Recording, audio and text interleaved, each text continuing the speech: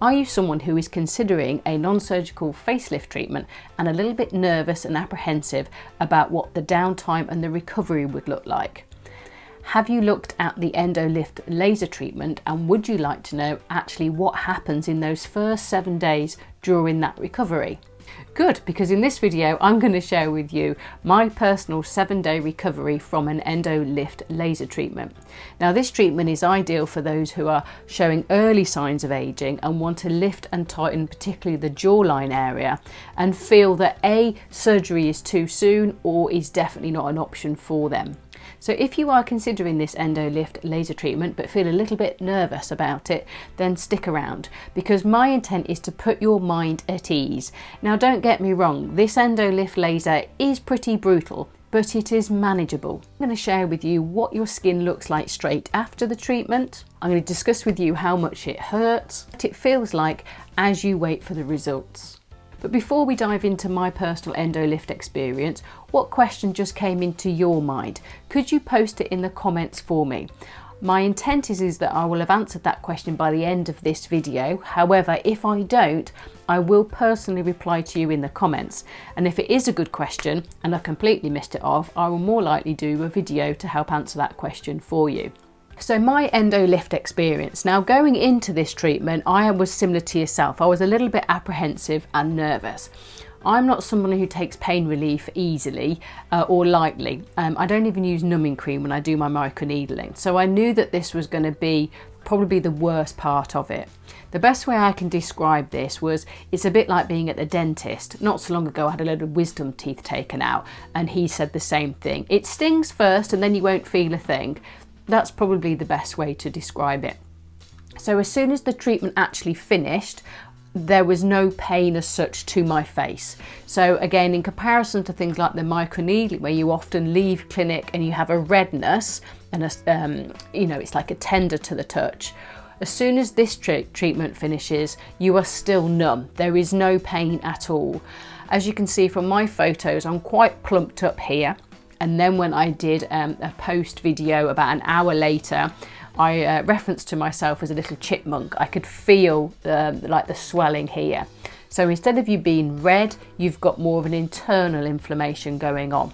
The key thing to mention here is that if this kind of treatment is something that you want, you need to ensure that you've got good skin health first, okay?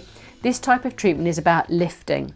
If you are worried about fine lines, wrinkles, dehydration, open pores, all these kind of skin health conditions, this treatment is not for you. You need to improve your skin health first before you start looking at lifting treatments.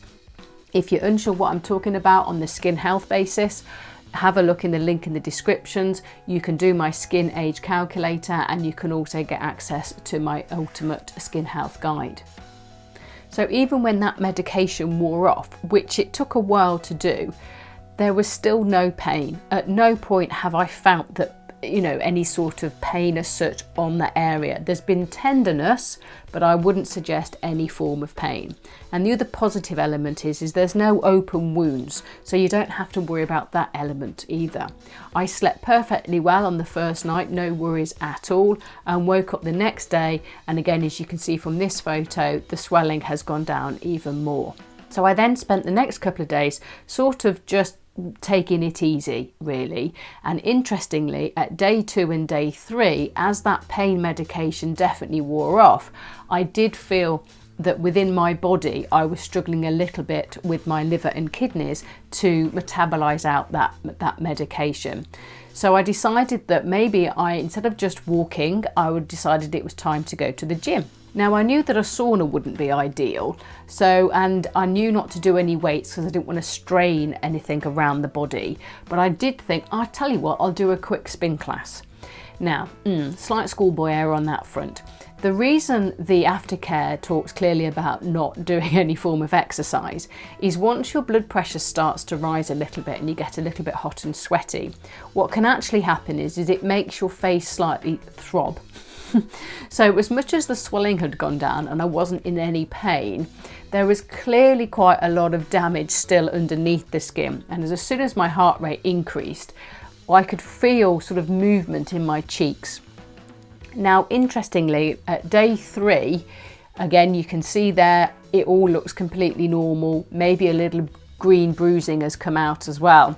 But as my heart rate was rising when I was doing this exercise, there was like a contraction. You could feel it underneath the skin. And the best way I could describe it to Steve was that it was like it was knitting. I could feel, especially on this side, the skin was contracting and moving. So, you know, be aware of that. It is absolutely natural. There's nothing wrong, because obviously the damage has gone under the skin. The body is trying to heal that damage that has been caused. So as you progress to, say, day 5, you can see from the photos that the swelling has definitely gone down and there's nothing really to see. But at this point, between day 5 and up to where I am now at day 10, it's all about what you are feeling as the healing is taking place underneath the skin, okay? There's this constant contractions that I mentioned earlier that kicked in at day 3. As you progress then to day 5, there's often like a twang or a knitting feeling. Also, you may feel a bit of a nervousness, like a nervous, like a little electric shock, and you can feel it coming down the skin. But also underneath here, this is quite numb. It's quite numb I can touch it, I can feel it, but it's quite tender. And again, in comparison to other treatments, I've often had this feeling when I've done a HIFU treatment around here too. So there's quite a few nerves you see that are underneath there.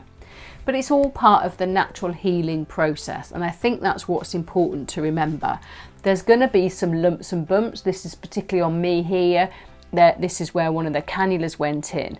Now this is just a reaction to the trauma that happened. This will go down and you just need patience. We just need some patience to allow the skin to adapt, because this is an underskin treatment. Yeah, there's a lot more trauma in comparison to normal skin rejuvenation treatments.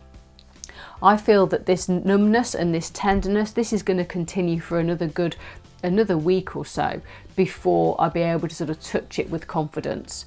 Now when I'm doing my face treatments, you know, it's quite tender under here, but I'm just casually just touching it like this, really, just looking to sort of massage it and to sort of keep it moving along. I can feel a tenderness down the sides here, and again when you look back on the treatment video, you know, it was quite aggressive here, but this is what we want, isn't it? You know, when we're saying we're wanting a lifting treatment, we all do this. So this here is quite tender to touch, and again it's quite lumpy. But the positive is as we go into sort of day 7, I can start to feel a tightness. As I always say with these things, you won't see it on the camera, but you can definitely feel that there's an enhancement and there is an improvement. So overall, at the 7-day point, you're still going to be able to feel what is happening to your skin. All I ask is for you to be patient with it. The results will come.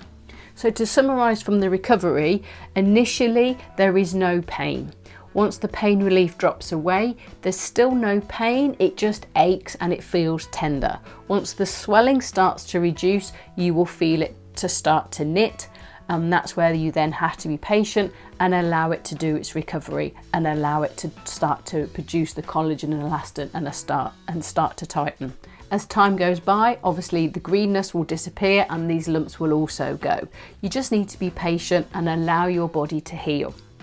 Now during this first 7 days, I also noticed that my liver and kidneys definitely struggled to metabolize out the anaesthetic that I had taken. So I did do a little bit of an additional video that could add value for you about the recovery. So 5 things that you could do to help boost your recovery. The main thing people talk about is hydration, but also how do you keep hydrated? So I talked to you about that in that video there. So if you're considering this Endolift treatment and you're nervous about what's going to happen during the recovery, I do hope that what I've been able to explain to you is that it's okay. It's a natural process. It doesn't hurt. It is a little bit uncomfortable, but you just need to give yourself and your body the space and the time to heal. The results will take time, okay? It's not going to just lift straight away. You're looking at maybe 4 to 6 months before you're going to be really happy with the results. But during the recovery process, just acknowledge that it's been quite a hefty treatment. The laser's gone under the skin and your skin needs time to heal. So I hope I've answered your questions. If not, if I've triggered some more, then please do post them in the comments and I will get back to you as soon as possible. Thank you for making it to the end. I'm Jen Adams, and I hope by me sharing my experiences on my health and longevity journey, it can help you make an informed choices about yours too. But always remember, these treatments are not going to give you happiness. You need to be happy with who you are first. All they do is they just help you to be a better version of who you already are. See you next time.